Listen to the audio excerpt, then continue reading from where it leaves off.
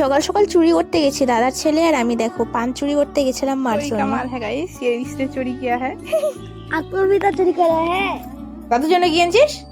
Surprise কি surprise আনছিস? খাবার ফুচকা। ওই আমার জন্য আনিস নাই? হ্যাঁ আমি তো ছোট মাসি না। হ্যাঁ আনছি। কি আনছিস আমার জন্য? ফুটি। ফুটি? হ্যাঁ সত্যি?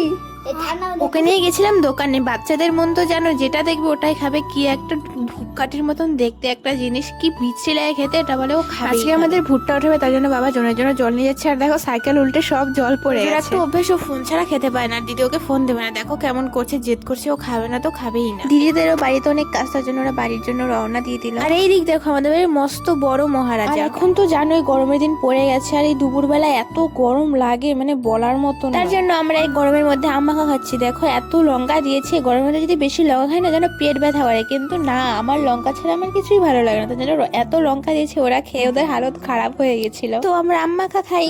বাই।